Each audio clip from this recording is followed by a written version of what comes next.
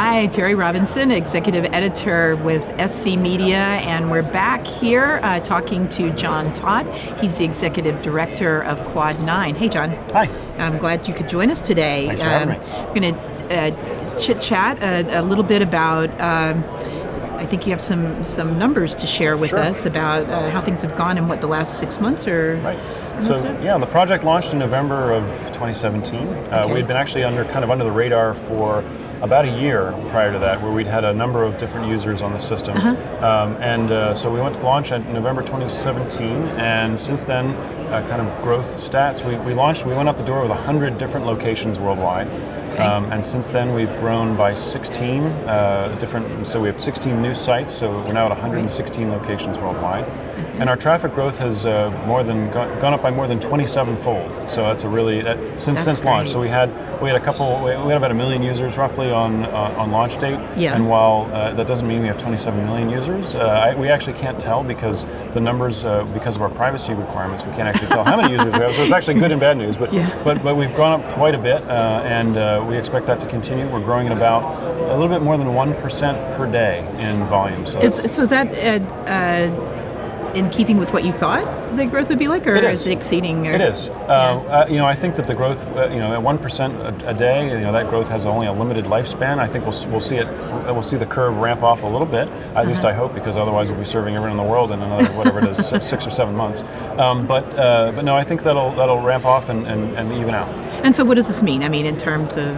Well, it means that people are really finding the project interesting for both the security that we provide, so the block list that we include in the Quad9 DNS feed, but I think also that in recent weeks privacy has become much more important to people. Yes, it has. And really looking at Quad9 as being a not-for-profit organization whose only goals are to improve security and privacy for end users, that's quite appealing. And when we see a lot of growth in areas like Western Europe and Africa, Southeast Asia, where that's a real interest.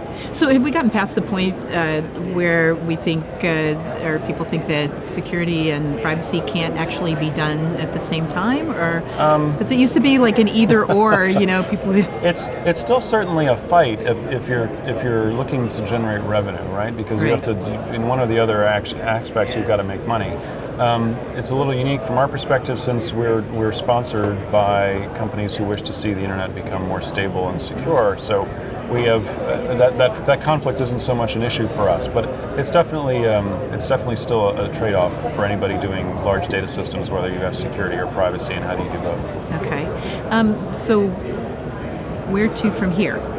So this year we have a couple main goals. We're trying to get to about 150 locations worldwide with the project, so that we can become much closer from a topological standpoint to everybody in the world, so we can give them faster responses.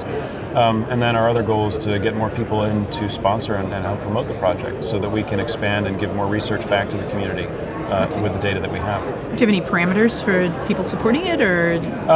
We're looking really for larger donors at this point, because it costs us a lot to take smaller donors, but we'll actually accept anybody who's interested in helping us out.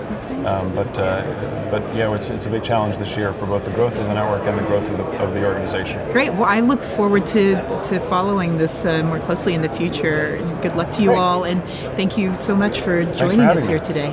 Okay, and I'd like to thank all of you for joining us. I'm Teri Robinson, Executive Editor at SC Media. This is John Todd. He's the Executive Director at Quad9, and we're going to sign off for now.